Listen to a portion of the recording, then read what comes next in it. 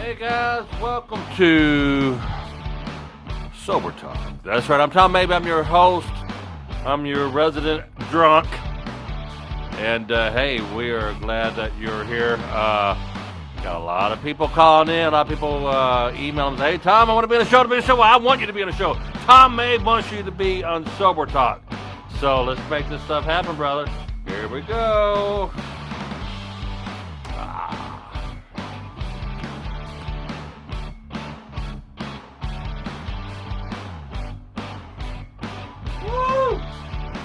Woo, Tom Mabe, Tom.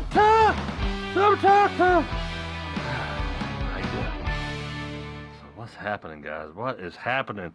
A lot of stuff to go over tonight. If I gotta tell you something, I get a lot of daily. I get emails from all over the world. People are getting ready to lose their home. They're getting ready to lose custody of their kids, and these people I know nothing about, and all I can do is pray and wish them well, because I will tell you by firsthand experience that 95% of the GoFundMes I get to share or the stories, 95% are scams. So unless I really got a big, people want to do business with people they know and trust. They want to help people they know and trust. If I don't know you, don't think I'm being rude, because daily, I'm telling you, daily, I get people asking for money, asking to promote something, and I can't. If I promote one thing, I've got to promote all of them. And I have been part of I've been victimized by some serious cons out there. So, how are you guys doing? Boy, we have a great show. I got a lot of people lined up to talk. The show, I think, is better this hour. I really think that this hour is just a better show, better time slot and whatnot. So let's get right to it. Let's make sure that I am on. So how are you guys doing? You doing well? Are you sober? I am, and here's the beauty about it. Not only am I sober, I'm happy. I've been sober before and not happy. Now I'm getting pretty daggone happy. So really excited about all that and stuff. Let's see, Broadcaster is connected. Let's call Chris. He has a 502 area code. I think he's from my neck of the woods. Let's give Chris a call. Here we go. Chris is coming to the phone. Chris is one of our favorite callers. He's wearing rhinestones tonight, and look at that cowboy hat. Boy, does he have it going on. All right, welcome to PT. So that's a 5. So let's see, 9, 6, 4, 5. All right.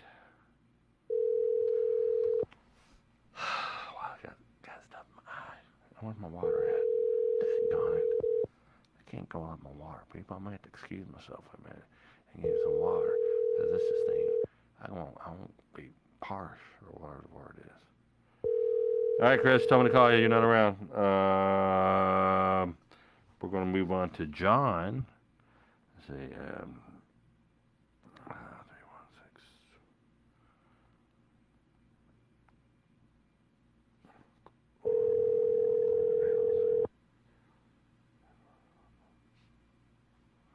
Wouldn't it be great if I went through everyone of these? John.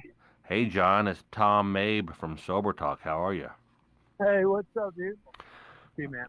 So, 2 things. I'm going to be able to hear you, but I want you to tell me, take about 20 seconds to tell me who you are, where you're calling from, but I also got to grab a water, because I am not going to make it through this hour without talking. But just hold that thought 1 second. Hold that thought. I got to be right back. Woo! Hold on, people.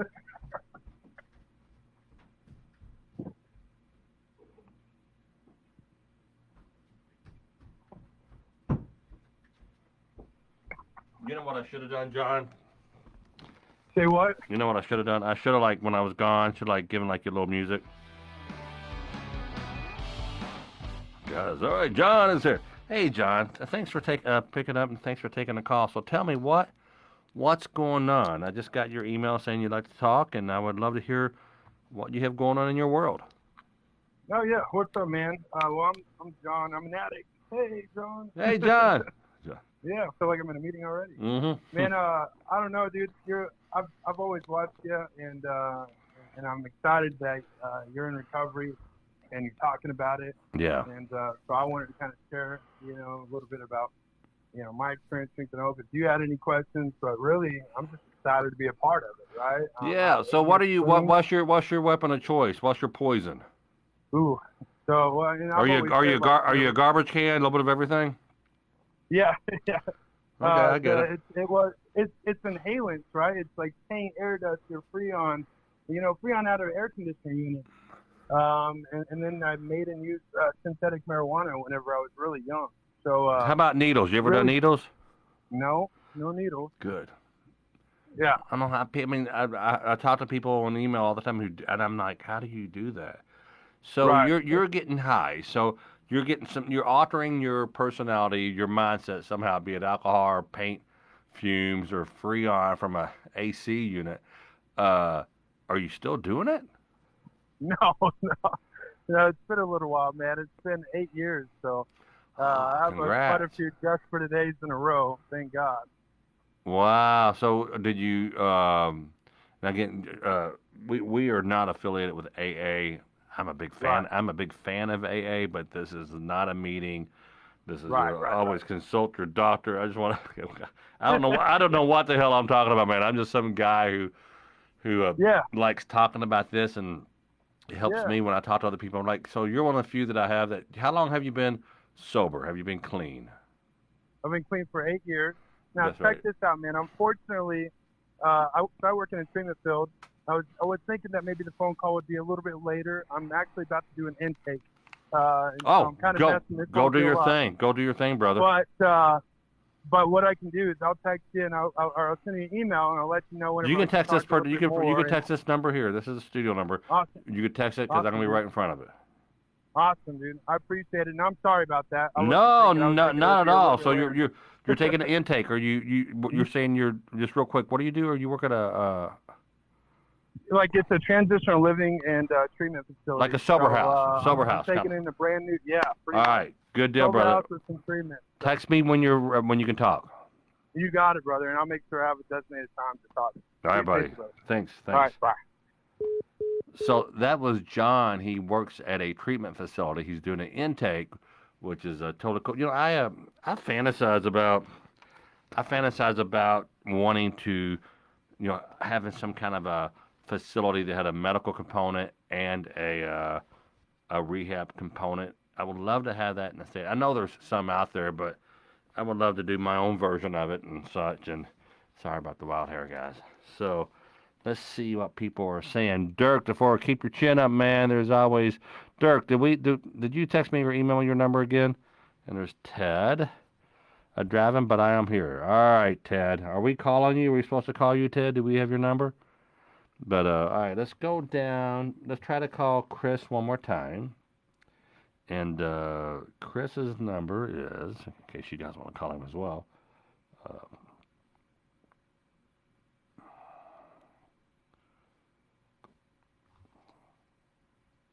so yeah, just tired. I got mine today. I got daggone jalapeno. So I was cutting up jalapeno. I went and grabbed. I was taking my contacts out and washed my hands. And I wear a monovision. I'm one contact. All right. Bless this guy hard. I hope he's okay. Let's try this other guy here. This is Greg, 269 area code 930-1185.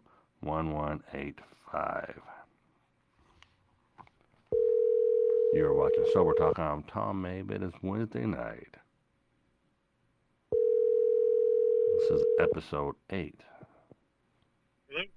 Hey, Greg, it's Tom Mabe from Sober Talk. How are you? Hey, Tom, how are you? I'm good, brother. I'm good. I got your email there, and I said, all right, I'm giving you a call. So what 269? Is that Michigan, Fort Wayne? Where is that? Yeah, Southwest Michigan.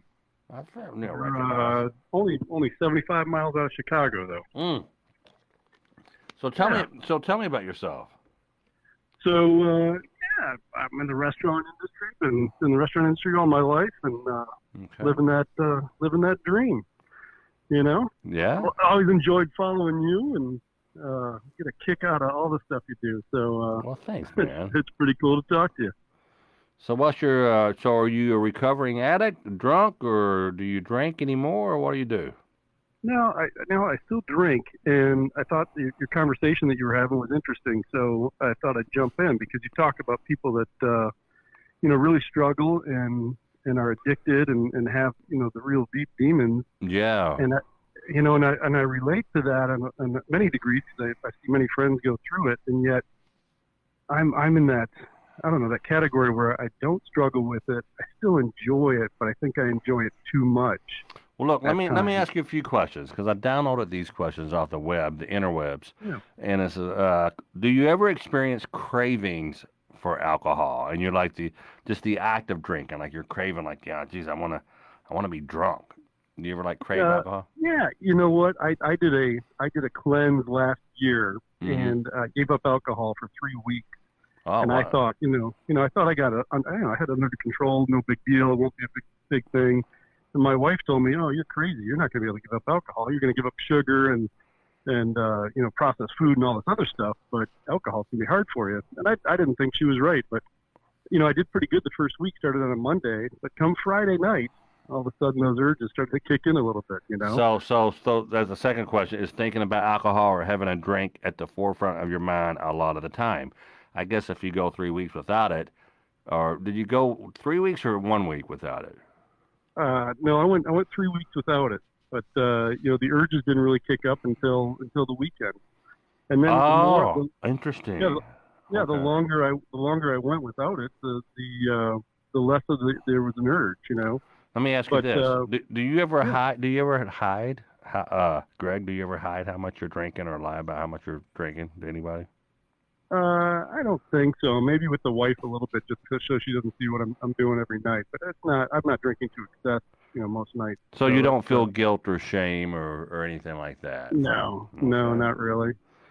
So You know, go ahead. the one thing that we do around here in my circle of friends is we're all pretty active as far as getting out and biking and running and things like that. And we found that we center that around alcohol or getting a beer after. And it's been brought up recently too by a number of my friends that, hey, maybe we shouldn't do this. We're trying to improve ourselves. So why does it always have to end at the brewery, or why does it always have to end at a bar or something like that? I think that's a good point.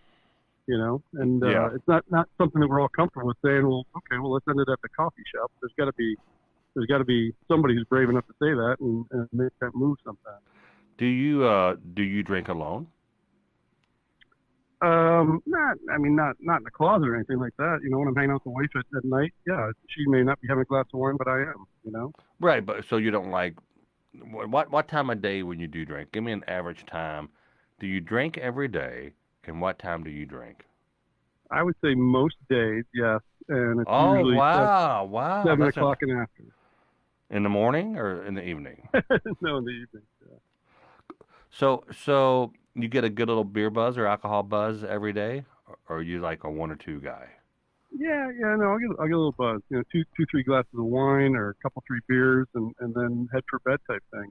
But yeah, it does feel like a pre-bedtime kind of ritual, and something that when I don't drink and I try to go to sleep without drinking, Yeah, your body I gets used struggle to it. staring at Yeah, the ceiling. You know. yeah, yeah. Uh, have you ever switched? You're like, man, I'm drinking too much bourbon. I'm gonna switch to beer for a while. You ever done that, or I'm drinking too much wine, or drinking much? Have you switched No, alcohol to deal with something? yeah, thankfully, I'm not a big hard liquor guy. I do enjoy bourbon. I do enjoy vodka martinis, but that's really, not something I crave, and I won't do it on a regular basis. Usually when I'm out with somebody. But I'm a wine drinker mostly, and enjoy beer. So I feel like it's the softer stuff that's Yeah, yeah. Well, that's I guess not too bad. it seems like if you're drinking every night that that's probably not good. I think I have to figure out again. I am not an expert and I am not a doctor and Right. I'm afraid I've been through so many bogus, frivolous lawsuits in my time where people sue you just to sue you, and it's easier just to settle out of court and go away, kind of a thing sometimes. But Right. I'm pretty stubborn. I've only done it once. But anywho, so we are not affiliated with AA. I'm a huge AA fan, But Yeah. this is not an AA meeting, and nor am I a doctor. Right. I'm a handsome man with a lot of money, but other than that, no, I'm teasing. Goes without saying. Greg. So what do you do, Greg? Where do you work? I work for a restaurant company, a franchise company called Core Life Eatery. Okay, and, so you said you were in the restaurant industry earlier. That's right. Okay. Yeah. There's 62 of these restaurants now. We were the first franchisees in Michigan, and we have 5 open that we run. Wow. And, A buddy of yeah. mine started a little company. I remember the first one. I did his jingle for when he had a place called Buckheads, but he started a company called Texas Roadhouse. Kent Taylor. Yeah, I've heard of that. He's I know him very very well. I remember when Kent was going across the street from Buckheads to put in a application at Olive Garden for management. No kidding. Yeah. No kidding. He had like this bar called Buckheads. I ended up doing a jingle for him and stuff. And my old days were in advertising, and I played drums in a band. And it was very cool to watch a local boy, huge success. And John Schneider's from here too, from Papa John's. Now, I talked to John, but I don't know him as well as I do Kent. But anywho, do you compromise when you're drinking? You compromise on your morals? No, that's not fortunately. Well, maybe 25, 30 years ago before I was married, but that's. But now you're married. You're not suddenly seeing go and have a pocket full of gold and meet your wedding band. Okay. Not at all. Not at all. All right. Well, thanks for letting me ask these questions. This is just something that came up. I saw online. So here's my thoughts. I think if you can handle a couple of 3 drinks, but if you're telling me 2 or 3 drinks, it's probably more like 6 or 7 because we all lie. So I'm thinking there's those nights for sure. Yeah, we all try to round out. Even to our doctors, we're like, and we're just screwing ourselves. But right. Well, I didn't tell you how big the glasses were. So that's right. The big old tumblers, Thornton gas station tumblers or something. Exactly. Well, Greg, thanks so much. I want to make a couple other calls. Anything else you want to wrap up with? If it were me, I think I would see if you could. I would see if you don't drink 2 days in a row. See if you can go every other day. Well, that's exactly why I reached out to you, because I think that's what intrigues me about the whole conversation is, trying to be in denial a little bit and going, no, I'm fine. Yeah. And saying, well, then show you're fine, and really don't do it as much as you say you don't need to. So yeah. And so the day is August 26th, and well, today's Wednesday. Let's say tomorrow you don't drink. And I don't think you drink so much where you're going to get the shakes. If you do get the shakes, have a drink. No, not at all. But yeah, no, you're not drinking 2 or 3 bottles of vodka a day. No. But have you started drinking tonight? It's 9:16. Have you started drinking tonight already? It's funny. My wife had these little 4-packs of baby bottles of wine that she got for her birthday recently, and I just cracked one of those. I hadn't drank all night, and we're talking about going to bed. So I'm like, well, I'm gonna knock the edge off, make myself a little sleepy. So yeah, I How old of a guy are you, if you don't mind me asking? 53. 53. That's a good number. That's 1967. I suspect you were born in. That's right. How old are you? I don't talk about my age. When I get depressed and no feeling, I just I don't do nothing. I forget what I'm going to say. Well, hey, I'm drumming in a band right now too, so that's a kick for an old guy like me to start. No, tell me about your drum kit. Let's talk about that. Are you a Gretsch? All right. Are you a Gretsch head? Are you a DW? Yeah. What are you? I've got a 7-piece Gretsch Catalina set. Catalina, it's like it's good. I'm an old Jasper Shell 3-ply guy. I got 1950s and some 80s Gretsch. I'm a Gretsch head and a drummer. Nice. So, but the Catalina, man, they pack a whole lot of drums in for the money for those things. They're beautiful and they sound great. They do, and I don't hardly use all of them. When I play gigs, I take maybe 5 pieces at the most, but it's more drums than I needed. That's for sure. Well, I definitely started ramping up the drinking when I started out my career as a musician. I toured, and I started playing local bars and this and that, and then one night I came home drunk wearing a condom. So I sold my drum set. I'm teasing. That never happened. It never happened. Not more than once. So no, I'm totally. Not that you'd admit to. Well, be careful. The occupational hazards of being in a band and stand-up comedy. Everybody wants to buy you a shot. Well, you too good to have a drink, and I'll buy you a drink. But the more you put in during the week, the more you can drink a little bit, as long as you have a designated driver on the weekends while you're playing your 7-piece Gretsch Catalina set. Are you Zeldrin or Peisty guys? What kind of symbols are you rocking out on your No, I got Zildjian. Cool, cool. All right, brother. Good hearing your voice. But sure, do every other day. Keep on listening and text me. And I want to call you back and get a progress report. But see how long you Sounds do good. every other day. Every other day. Sounds good, Tom. Hey, thanks for the encouragement. And See you, Greg. Thanks, buddy. best on your journey, too. I appreciate it. Oh, shoot, Greg, I didn't mean to hang up. But really, I do appreciate what you said. Let's call this guy here. This is Kevin. Kevin, I appreciate everything you are doing. I am a recovering alcoholic who just celebrated my 1 year of sobriety yesterday, 8/25, my wife's birthday. I'm the typical story of a guy who had the 6-figure salary, wife, 2 stepchildren, and gave it all up to drink. After almost dying a couple of times and about 14 hospitalizations, my mom helped me get into rehab treatment. In 1 year, I have moved states, gotten a new job, and I am healthy through and through. Please do not read any of this stuff on the air. This is confidential. Oh, shit. I'm teasing. He didn't say that, but that's awfully funny if he did say that, and that's a real thing. Okay. Let's give him a call. So, one of my blood pressure medicines is clonidine. And it also makes me happy. It's a brand new medication for my blood pressure. And that metoprolol, they mix them together and it just makes me a happy pill. All right, here we go. 913. Here we go. Good deal.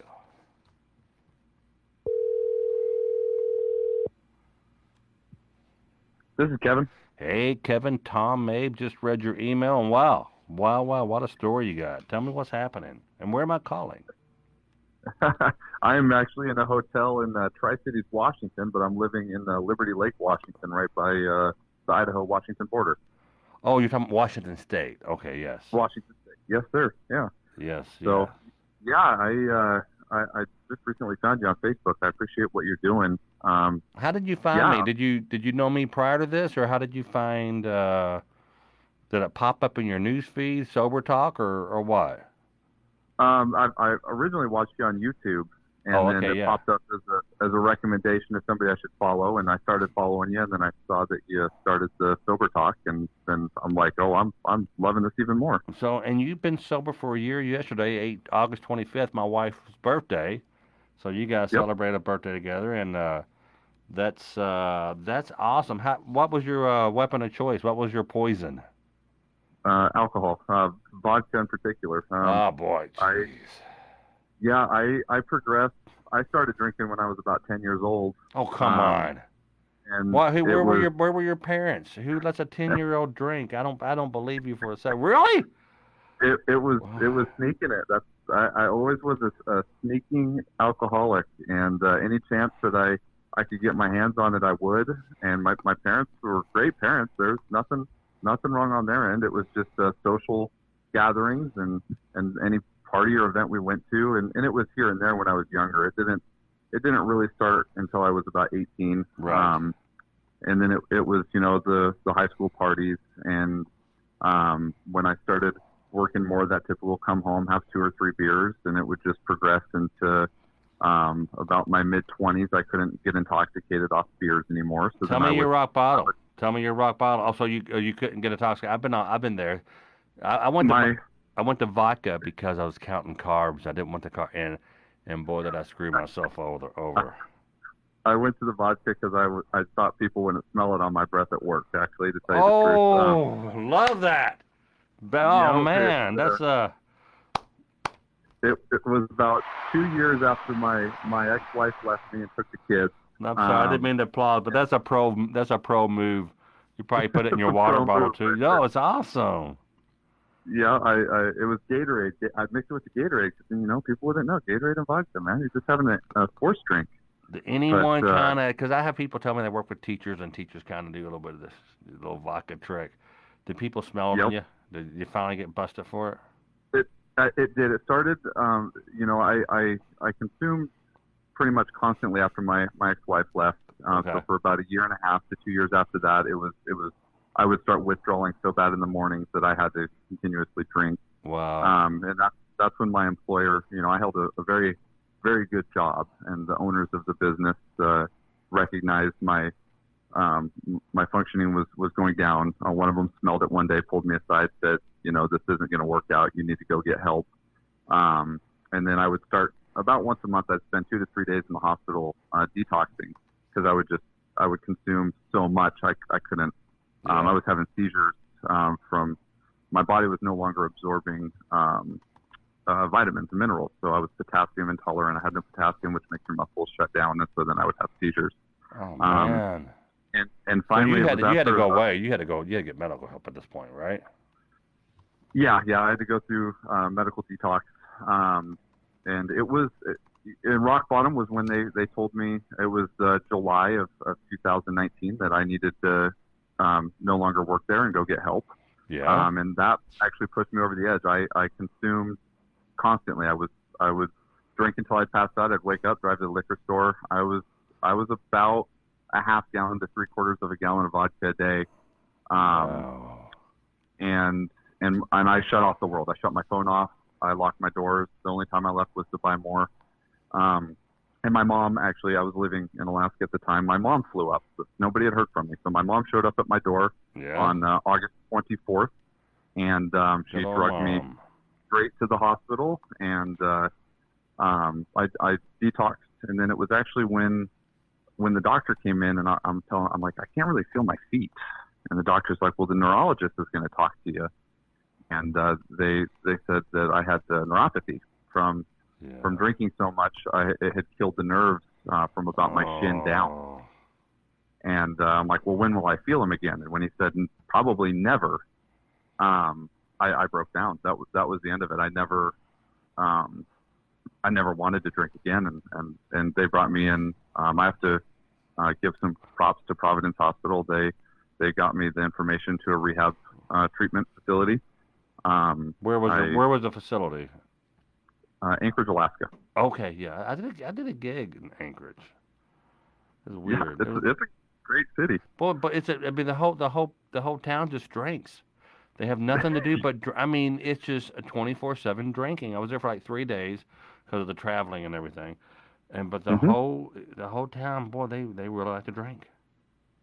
It's everything you do is centralized around drinking. You're fishing, you're drinking. It's 2 a.m. It's sun's still up. I'm catching fish, and oh crap, I should take a power nap. Wake up and wow. Yeah, it's lots of opportunity for alcohol, that's for sure. And so, how long were you in a rehab facility? How long were you in treatment? They didn't have anybody available for inpatient, so I did an outpatient treatment for 90 days. It was. I hear that's scary because you can kind of cheat. It is, yeah. We were still breathalyzed every morning coming in, and I still had to do a UA randomly because it was all rehab, so it wasn't just for alcohol. Yeah, UA. And I was on some certain medications for the withdrawals because I honestly couldn't write for about 60 days. I was shaking so bad for my muscles rebuilding. And this is why I tell people you can't try to quit if you're getting shakes, man. I just think, I don't care how much you're drinking. Just maybe ask for some advice from your doctor and be honest with him, he or she, so you can get the right treatment. But you were, 60 days shaking. Yep, it was about 60 days before I got function back of my hands in particular. And then the outpatient was called partial hospitalization treatment. So I went in Monday through Friday for 8 hours a day. And I was committed to being done though.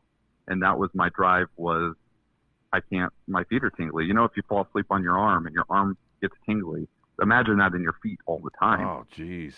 And sleeping with sheets touching your bare feet hurts. It's like pins and needles. The pain, it's a constant reminder. So you're saying that so alcohol definitely will damage all parts. It will kill you. That's why they call it a disease, because if you don't stop using it or drinking, you will die. Yes, yep, and it's a poison. You are putting a toxin into your body, and your body is fighting it the best it can, and the fight or flight mechanism will kick in. Fight or flight. And in my case, my body said, I'm going to fight this, and the first thing it's going to do is start killing your appendages, because from the outside in, it's going to start killing. It's just like frostbite or anything else. And When you um, got out of, are you in some kind of program now that you still do? say that again. You broke up real quick. Are you in some kind of program now? You know, some kind of AA or something? Are you you know what are you doing now? Well, support of family and friends, and yes, I still am active with AA. As soon as I got out of treatment, I got in with AA. You found a And good home group participated. and all. You found a good home group and someone you liked and stuff like that. Correct. So. I did in Alaska, and then as soon as I moved, we talk about things happening for a reason and higher powers with sobriety. I've used nature as my higher power primarily. Uh huh. But in recovery, things lights turn on and things happen for a reason. When I got a job in Washington, I had to move, Okay. and so I got on Marketplace and I found a room for rent and reached out to this lady and I did the background check, passed everything. I moved down there. And it was the second day of living in this house with this gal, super nice old gal. And one of her rules was no alcohol in the home, which I'm like, that's great. That's not a problem. I thought maybe it was just her rule. Right. And come to find out, she was a 15-year recovered alcoholic. Oh. And she also held the chair in her local AA chapter. Nice. And I'm like, Nice. I knew this person from nobody. And so I'm living with her. She's sober. She's helping me. And so everything has fallen into place through being sober in such a perfect way. Yeah. And you realize it because you're sober. You're like, oh, I know what's happening. This is a good thing. This is a blessing. Yeah. Yeah. Well, that's scary. That I mean, it's been a year yesterday. So you Yep. got your feet are fine now, and the neuropathy and all that's good. Nope, they're still. I have to wear socks pretty much constantly. It's still there. It's moved down through healing. Nerves heal 1 millimeter a month, and it's down to about my heel. So from my heel to my toes is still tingly, but I have full function. It's just uncomfortable. Yeah. You know, I had a alcohol induced. Nope, they're still. I have to wear socks pretty much constantly. Are you there? I'm sorry, something happened. I'm here. No, not a problem. I had alcohol induced cardiomyopathy, and I just couldn't. And now it's kind of, there's other things that can, pulmonary hypertension, and so a lot of my stuff is trying to cut it, trying to cut it off before it gets so bad. There's no point of no return, and a lot of people in my you look back at my parents and things. A lot of people had died, or dementia, Alzheimer's, heart disease, cancer. It all comes from drinking, man. It's just so. I'm trying. When I'm in the fourth quarter of my life, and my buddy Tony McKelway talks about this, and he says that the first quarter you're shooting free throw, you're shooting half court shots, you're dunking behind your back. And come the fourth quarter, which I think I'm in with life, you're like, don't foul out, don't screw this up, and that's where I'm at. I'm not in the last chapter of my life, but I'm kind of around midpoint here, and I had to quit drinking for health reasons, because I didn't want to have cardiomyopathy or neuropathy or any of the apathies. Screw the apathies. You know what I'm saying? Yep. Being and any apathy is a bad apathy. Right. Well, tell me some more. What's your plan? What are you doing for a living now?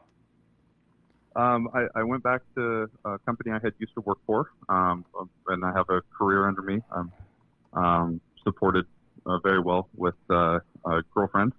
So she is also, she'll be celebrating her 1 year of recovery next week, actually. Nice. Very nice. We met in a kind of a strange way when we were both using, and then reconnected when we both got sober. So it's kind of strange, but she has moved down as well, and she's my support system. But nice. I'm moving to the phase of recovery to where I'm willing to talk about my story. I haven't told anybody besides close family in the last year. My employer doesn't know what my past history is. Oh. And so now I'm getting to the point to where without within 1 year, not having a relapse at all.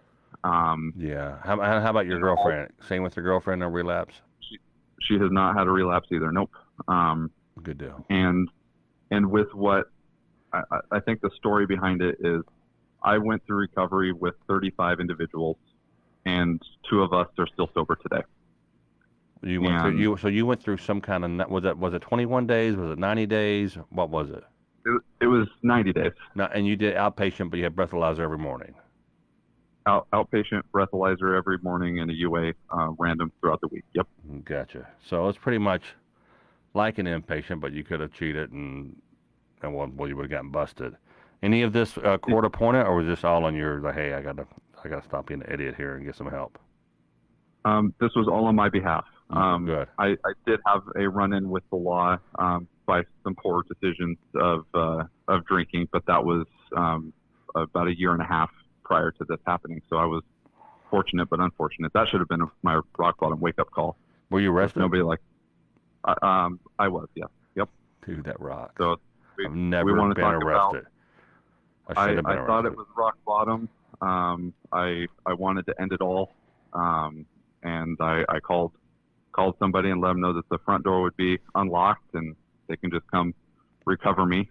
And, Wow. So you said I'm gonna do it in the shower so it won't be real messy, and I'm gonna leave the front door unlocked, and come recover my body and don't let my mom see me or something like that. Correct. That Totally get was it. where I was. And the police responded. They originally had just detained me. They took me to the hospital for detoxing. However, I was not wanting to be there, so I was trying to leave. They wouldn't, so they had to charge me with something to hold me for 48 hours. Yeah.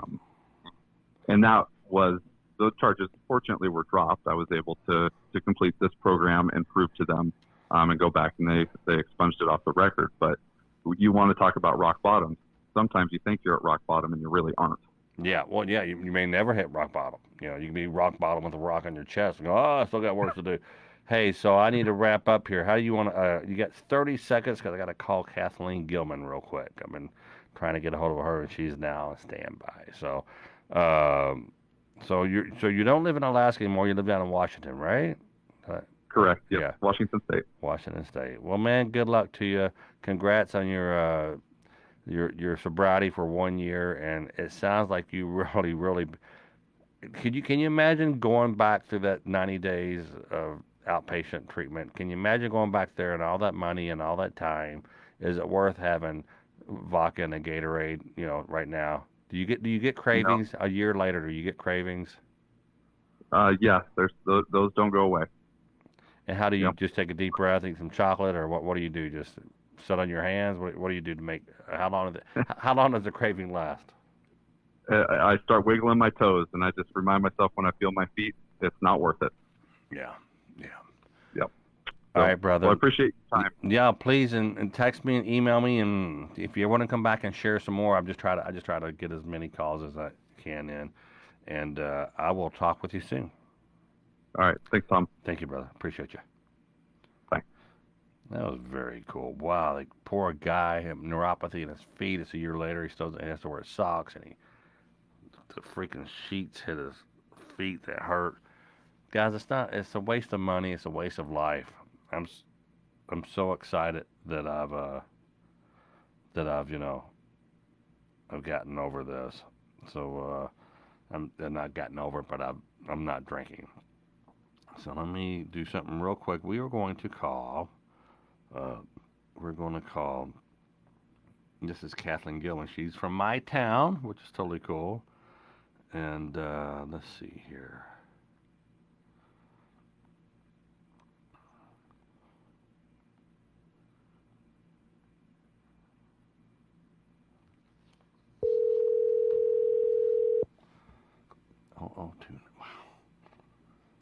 Hello. You haven't had You haven't had this telephone number long, have you? Yes, I have. My whole since I was, in high school. Really? Why? There's I know someone else who has this number who used to have this number, but instead of 29, it was 92. Oh, okay. So No, I've had it since high school. okay, what was it, like a week or two ago? Tell me, this is Kathleen Gilman. Hi, Kathleen. This is Tom Mabe calling. Hi, What's happening with yourself? And you're sober. Well, that's good to hear. I am. I will actually be 10 years sober, January Wow. 16th. Woo! So, I got this new board with sound effects in it, so I always try to play with it. I'm like a toy, a big kid. So what was your weapon of choice? Was it wine or alcohol? no, Vodka? bourbon and Diet Coke, Oh my God. my favorite. Oh man, bourbon and Diet Coke, man. And then when Coke Zero came out, Oh my gosh, no, that's you know, from the get go, that was always my drink of choice. And I would drink other things, but in college, I was known as the one that drank the bourbon and Diet Coke, but mostly bourbon. They'd be like, "Geez, Louise, I can smell that from all the way across the room." oh yeah, I love me some bourbon and Diet Coke, and I was really you're from Louisville, right? I am. So I remember getting drunk playing the night before. I played with a guy named Jim Dishman. We played at Dutch's Tavern, and we were drunk the night before and ran the mini marathon and beat our and drinking bourbon and Coke all night and ran 13.5 miles and Oh my beat it. gosh, that makes And me yeah, the jealous. next day, and we both got sick, but we got right back on it. We both, both threw up a little bit in Iroquois Park, but Oh, they got back on. So do you still have cravings? so, I don't know if you have I mean occasionally, yes, I do. But I'm married and I have two young kids and You got dogs too, right? um Don't you have dogs? I have a dog. I have Yeah. one dog, Gus, Okay. who's sitting next to me right now. I'm to the point where it's been, so long that I'm like, I don't want to mess this up. And my kids and my family are my life. And I just know that if I drank again, I would lose everything. Yeah. Because I was an absolute mess. I will say, I made a post about this, I think last year on Facebook. It's kind of hard being in Louisville around Derby time and being sober because everything revolves around drinking and Every single especially thing. Yeah, around there's every event is named after some type of drink. it is. And it's kind of there are a lot of local shops. I love shopping at local places, but a lot of it like revolves around bourbon. And I Mm-hmm. made a comment to my husband. I was just like, geez, everywhere you go, it's just like alcohol is just thrown into your face. Can I And stop you there for a second because I bought my wife a little a little car yesterday and we're going to ride around and she loves country music and we're sitting there binge listening to country music and every song was about beer. yeah, And I'm like, wow, this is not the station to be listening to, you know, no, everything. And and there's, trying not to and drink it's beer. not, and it's not just local shops. You see a lot of bourbon related stuff in town because, Yeah. Kentucky and bourbon. But, you go to Target and you see like your wine shirts and Mm-hmm. things about that, and so I don't know. It kind of gets annoying, but I don't It know. sucks that we're not wired like other people who can drink on the weekends or drink. Oh, I didn't drink. I haven't drank since last Derby, I guess. Carol, was it last Derby that I drank? I mean, doesn't it suck that we can't be normal sometimes and just Oh, absolutely it does. And it took me, I did like okay, I will make rules for myself. Like, okay, I'll only drink beer. And I was like, yeah, okay, well, I handled that beer well. So next time I think I can add like a bourbon and Diet Coke. You'll be right, fine. And then right. it just spirals out of control. Right out of college, I lived off of Bardstown Road in the Highlands. Oh, And that was just, what? Tell me where at in the Highlands. I lived on Highland Avenue. Oh So yeah, I lived walking distance to The- all the bars. oh yeah, and the Walgreens and the Yep, I lived right Liberty there. Bank. Yeah, Yeah, so I lived walking distance, and it was just a recipe for disaster for an alcoholic. So I yeah, would wake up in the morning, my phone would be, and this is before like smartphones or anything, and right, so I'd right. wake up and my Nokia would be like in pieces on the floor, and I'd be like, I don't even know how I got home. Yeah. So, but Any, how long have you been married?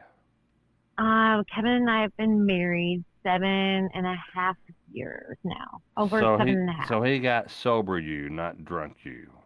He's never seen me drunk. So I got sober right before I met him, and then we started dating. We started dating. It'll be 10 years next March or April. Yeah. April. So But he's never so no, seen. he's But never. the point is, he's never seen you drunk. Wow. No, I don't want him to ever see me I mean, drunk. He knows all the stories, but yeah. Well, there's some people where the husband's rarely seen their wife sober. yeah, So I know. that's a sad thing right there. My my wife spent years of just seeing me drunk on the in the recliner in the living room watching TV. Just totally Yeah, freaking ridiculous. Not ridiculous that I'm a drunk. Ridiculous that I've waited so long to get the right help. Because I would go, I would go 6 months without drinking. I would go a year at a 2 year stint, and it was great. But they call it a dry drunk, and what that means is, being living life alcohol free is one thing, but living life happy is yes. another thing. So that's now. Are you in any kind of a 12-step program or anything? No, I'm not. So I actually, what I thought was my rock bottom. Right. I ended up having to do some outpatient therapy, not for alcohol, but for codependence and a relationship and, a ton of other stuff. And I got sober then, and then, because other things happened that I don't really want to mention, but, and I thought that was my rock bottom, and then I would be sober then, but it wasn't until, gosh, one night after going to Cahoots. It was Cahoots on Oh yeah, yeah, Marshall and Road. it was Snagowitz and Tulligans before that. Yeah. Oh gosh, but I just woke up and I was like, I can't do this anymore. I can't. Like, I'm miserable and I can't. So I started going to some meetings, but it just, I don't know. I didn't get out of it what a lot of other people got out of it. And I've gone to some back and forth, but I started seeing a therapist, and I got on some antidepressant, anti-anxiety medication. And I have stuck with that for years. And that has been, with my support with my family has been the way that I have gotten through all of it. So, So you're whatever you're doing, it seems like, but are you happy or do you get I'm raging? very happy. Okay, wow. No, oh yeah, no, I'm very happy. I mean, definitely I've had struggles, especially during this pandemic and everything like that. It's been hard. Yeah. But I've had telehealth appointments with my therapist through this. So, I find other ways. I run. I'm a runner, and I find other ways to cope with things other than numbing myself by drinking to being a blackout drunk. Right, right. Well, that's So, good for you. Good. Have you read the big book at all?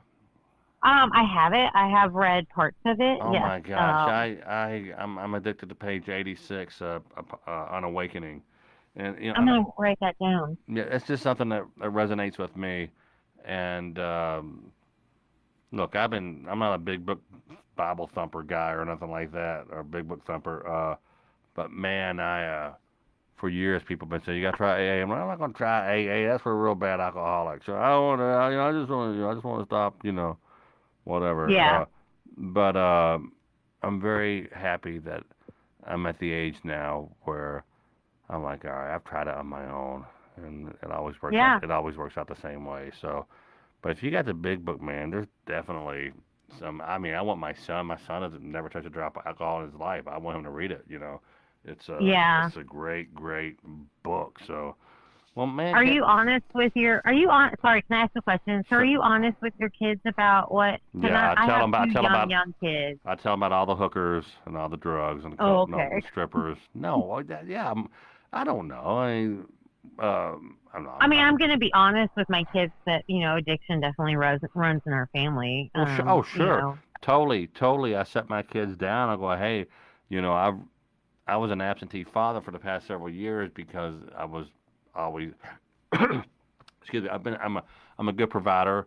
I never abused my wife or kids or anything. I've gotten loud and cursed, but nothing. But anywho, but it's true. I can't give you those years back, but I can make you aware that you may have this. You may be wired like your old dad, and if you're wired Yeah. like me, you you know need to keep your eyes on it, keep it in check. My daughter's going to go off to college and into medical school, and my son's a spitting image of me, and I know. I'm so kind of already trying to mentally. I mean, my kids are only 6 and 3, so I have a that while. But three-year-old, you can tell he's a drunk just by looking at him. he is. Whew, he's a wild one. But just thinking ahead about the kind of conversations I have to have with my kids. So it sucks. I wish I could just have a drink like everyone else. And you had a lot of times that you did have drinks just like everyone else, and you have good memories, fond memories of It's from what I can remember at the times. yeah, Yes. yeah, okay. Well, hey, Kathleen, right? Yes. From Louisville, Kentucky. I'm here. And we'll talk again. I got something in my throat, and it's not tonsils. I don't know what the hell's going on, but it's I was in a really good mood earlier, and I feel like I come up here and I do this show, Kathleen, and I feel like, well, I should be more organized, and no, I'm not an organized guy, and this is not a real show. It's just me talking to strangers about addiction and some of the difficulties and obstacles that we're trying to navigate through, and it helps me. Well, It's like an AA meeting. I know I do go to AA, and I do go to meetings. Right now, mainly Zoom. Only I think Zoom. that's great. Yeah, yeah, yeah. It helps me. It's a reminder. You know why people go out, Catholic? You know why people start drinking again? Because they forget. They forget about Yeah. the blackout drunks, or making a embarrassing their daughter at their friend's wedding or whatever. There's so many bad things that we forget Well, about. luckily for me, it was right when Facebook came out that I started college, and so I thought Facebook would only be for college kids. So, I decided to post who knows what during my drunk days. So Oh I have my. reminders Oh, I got for friends. sure. I have friends who have recordings of me, leaving messages on their phone. And Oh gosh, I would. It's. Oh, Joe, yeah. I lived with a lot of regret for a very, very long time, and I was honestly very ashamed to admit for a long time that I was sober because I thought people would look at me differently and think I was some sort of failure for Right? being an alcoholic. But I've now, like, I'm proud. I'm proud of how far I've come, and I'm very open about my sobriety now, and I'm not afraid to tell people. So that's why I was just scrolling through my Facebook yesterday, and I was like, what is this? Like, sober talk.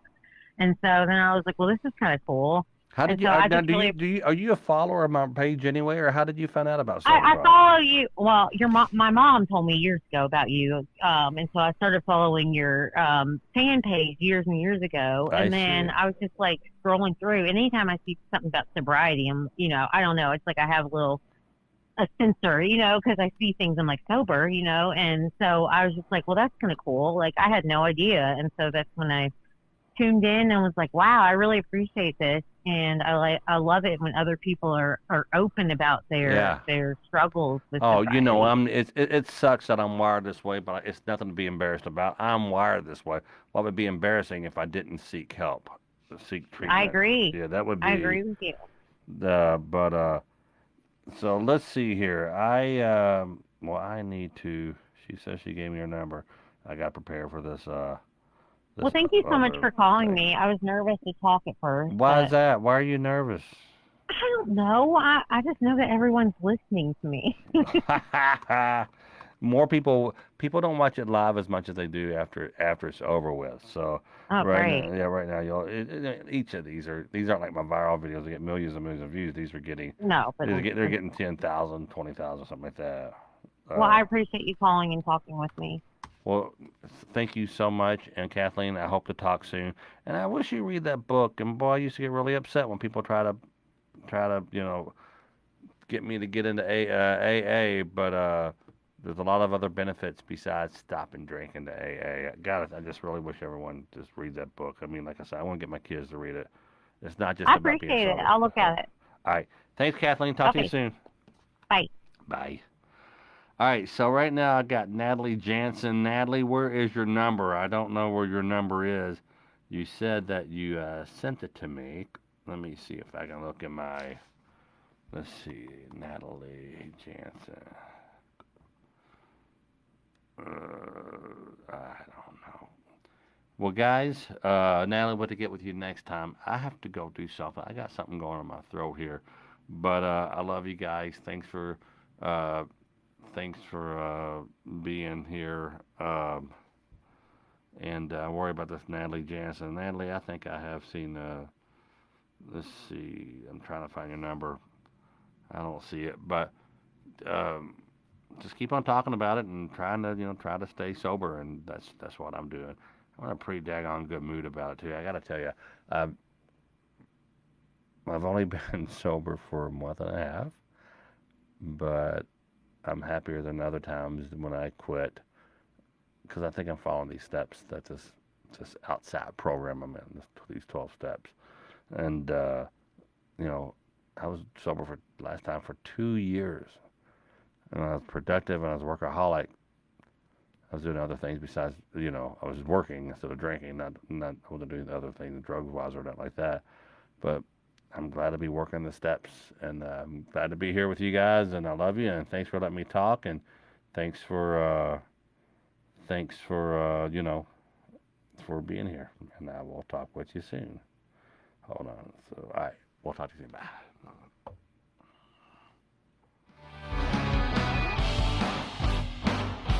Woo!